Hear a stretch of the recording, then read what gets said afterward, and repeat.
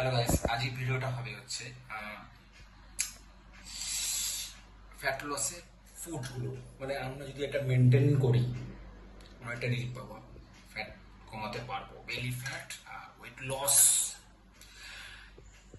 আমাদের 80% সাপোর্ট করবে ডায়েট, আর 20% সাপোর্ট করবে হচ্ছে আপনাদের এক্সারসাইজ।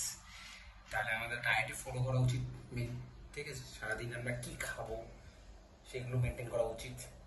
সেগুলো আমরা কীভাবে মেনটেন করব সেগুলো আপনাদের কাছে বলছি। কেন যা আমাদের অবস্থা এখন, থাইরয়েড, ব্লাড প্রেশার, সুগার, অনেক কিছু ডিজিজ হয়ে যাচ্ছে জাস্ট মোটার জন্য।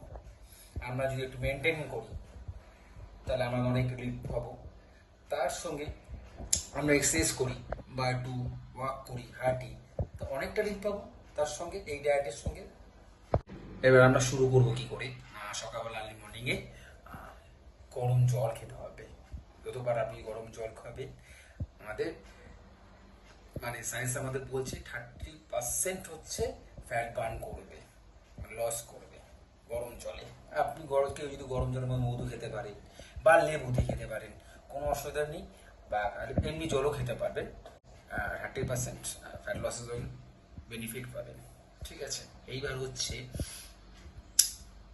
আদা জল, খুবই বেনিফিট, মেটাবলিজম বুস্ট করবে, ফ্যাট বার্নও করবে, আর হজম করবে। সবচেয়ে বড় কথা, আপনি মিলটা যখন নেবেন আধ ঘন্টা আগে খাবেন, বেস্ট উপকার পাবেন।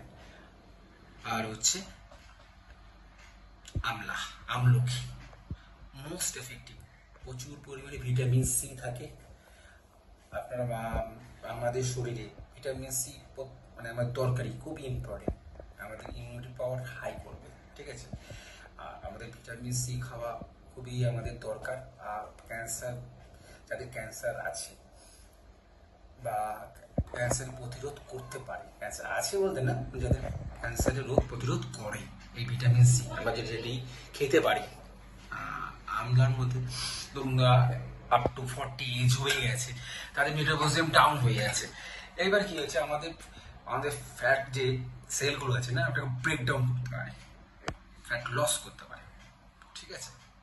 আর মেটাবলিজম হাই করতে পারে, হাই করবে আমলা। এবার হচ্ছে মুগ ডাল। মুগ ডালে প্রচুর পরিমাণে প্রোটিন আছে, আর মাসেল বানানোর জন্য হেল্প করবে প্রচণ্ড পরিমাণে মুগ ডাল।